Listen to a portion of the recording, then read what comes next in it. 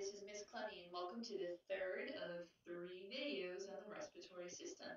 Today we're going to take a look at the breathing mechanisms in your body so that you know when to inhale and when to exhale, as well as how much inhaling and exhaling can you actually do? How much air can you take in and expire? So let's begin with ventilation. And that's basically inhaling and exhaling, or the official term, inspiration and expiration. So there are two main players in this role of ventilation, and that's the diaphragm and the intercostals. Now the intercostals are simply the muscles between your ribs, and so that it allows the ribs to not only to expand and relax as you breathe as well. Otherwise they'd be too stiff and they couldn't move when you needed them to. The diaphragm, though, is the most important one. It's the one that creates some pressure differences so that air can go in and out respectively. So let's take a look at those pressure differences that the diaphragm creates. So over here is inhaling or inspiration, and what happens is, well, let me just say this. Normally the diaphragm is this muscle that sits right below the lungs, and it's attached to the bottom of the lungs, and it sits kind of in an upside down U, or I guess you could say an N, and it's relaxed. When it's told to contract, it pulls itself down, it kind of flattens out. So instead of that, we get something like this. And the lungs go with it, so it's going to pull the lungs down and make their volume much, much larger. And you and I know if you make it larger, you're going to have a much bigger volume, which means a much lower pressure. And so if it's a low pressure in your lungs compared to outside here, gases are naturally going to want to flow in, and we inhale. Now let's reverse everything for expiration. So in this case, the diaphragm relaxes, goes back up, and this creates a smaller volume in the lungs. And if it's a smaller area, that means that the gases in there are going to be under much higher pressures.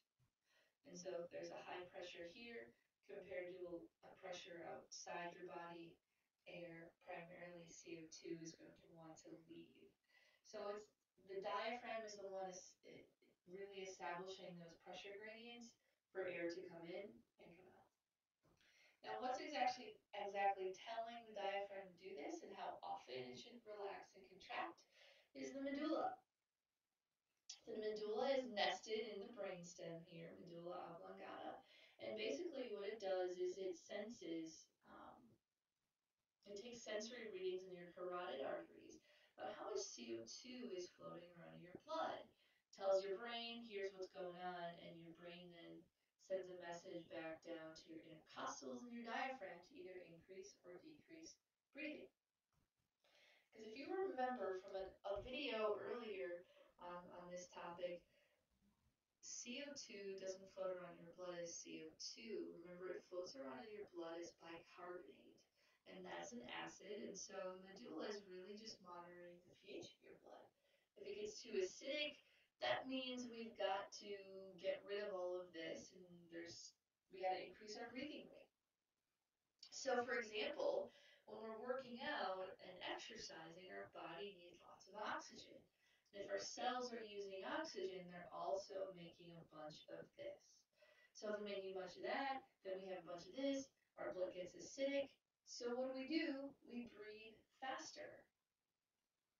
And of course that makes sense. We breathe much more when we're working out. We breathe harder and faster. And that's the reason. We want to get rid of the bicarbonate with CO2.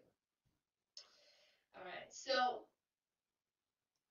let's take a look at some patterns of ventilation. Hopefully, what you are doing now is called the eupnea, normal inhaling, exhaling. However, there's a whole type of other ventilations classified under an umbrella called dyspnea. You're not breathing right. When there's a shortness of breath due to something unexpected or out of the blue, not like a shortness of breath when you're working out and exerting yourself.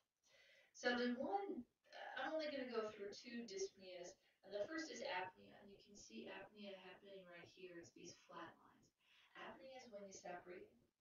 And you may be most familiar with sleep apnea. It's when you stop breathing for several seconds, even minutes when you're sleeping.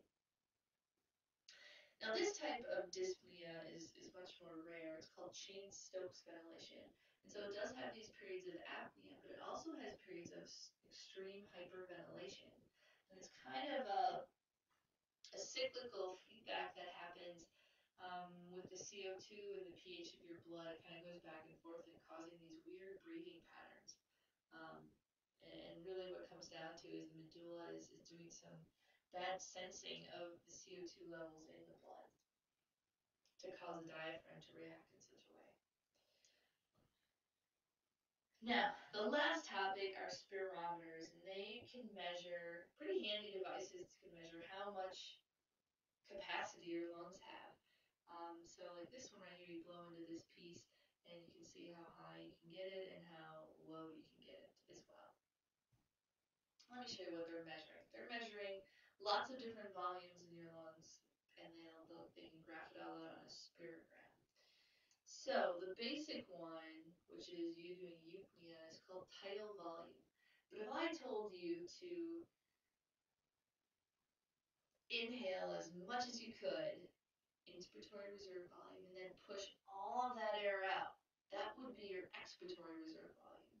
So collectively together, those are known as your vital capacity. You take the deepest breath and exhale as much air as you can. But there's still always some residual air left in there. And so collectively, your total lung capacity is about 5 to 6 liters of air. Only about half a liter really gets cycled back and forth with inhaling and exhaling. The rest of it kind of just stays in your lungs and gets cycled through. So that's a look at the respiratory system and the breathing mechanics behind it. Thanks for listening.